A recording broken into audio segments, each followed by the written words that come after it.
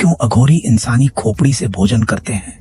कापालिक परंपरा का वो रहस्य जो पवित्र और अपवित्र की दीवार तोड़ देता है। एक इंसानी खोपड़ी, श्मशान की राख, और एक अघोरी जो उसी खोपड़ी से भोजन कर रहा है।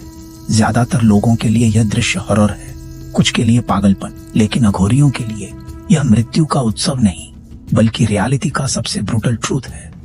क्योंकि उनके अनुसार जिस चीज से तुम सबसे ज्यादा डरते हो वही तुम्हें मुक्त कर सकती है।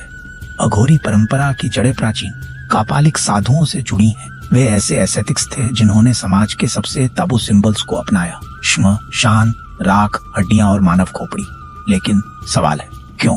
क्योंकि इंसानी माइंड लगातार डिवीजन बनाता है। यह पवित्र है, यह अपवित्र है, यह अच्छा है, यह बुरा है, यह जीवन है, यह मृत्यु है। तंत्र और अद्वैता कहते हैं यही दुआलिटी सबसे बड़ा इल्यूजन है। अघोरी इसी इल्यूजन को तोड़ने की कोशिश करते हैं। उनके लिए मंदिर और श्मशान में कोई अंतर नहीं, फूल और हड्डी दोनों उसी यूनिवर्सल कॉन्शियसनेस के रूप है।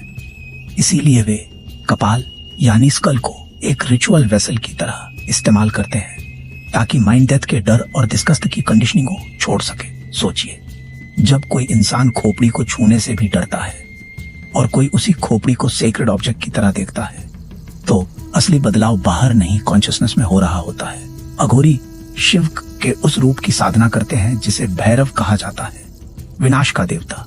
लेकिन डिस्ट्रक्शन यहाँ ईविल नहीं है, यह ईगो का डिस्ट्रक्शन है। कहानी है कि भैरव ने ब्रह्मा का सिर काटा था और उसी स्कल को धारण करके पूरे ब्रह्मांड में भटकते रहे। कपाल इसी कॉस्मिक पेनेंस का सिंबल बन गया।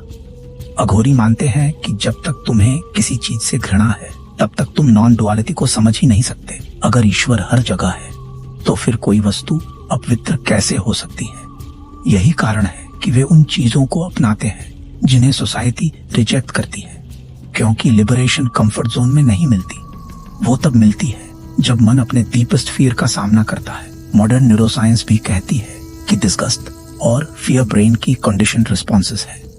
अघोरी इन्हीं रिस्पॉन्सेस को कॉन्शियसली चैलेंज करते हैं ताकि माइंड एब्सोल्यूट स्टिलनेस तक पहुंच सके।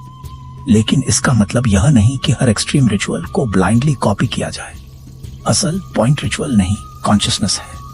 2026 की हाइपर डिजिटल दुनिया में जहां लोग हर सेकंड जज कर रहे हैं, कैंसल कर रहे हैं, डिवाइड कर रहे हैं, अघोरी फिलॉसफी एक अनकंफर्टेबल सवाल पूछती है, क्या सच में कुछ भी कंप्लीटली सेपरेट है? शायद इसलिए स्कल कप मृत्यु का प्रतीक नहीं बल्कि एक मिरर है। एक ऐसा मिरर जो दिखाता है कि लाइफ और डेथ, सेक्रेड और प्रोफान, सेल्फ और यूनिवर्स सब एक ही कॉन्शियसनेस के अलग अलग रूप है। और शायद मुक्ति वहीं से शुरू होती है जहां इंसान उन चीजों में भी डिवाइन देखना सीख जाए जिन्हें छूने से भी वह डरता है।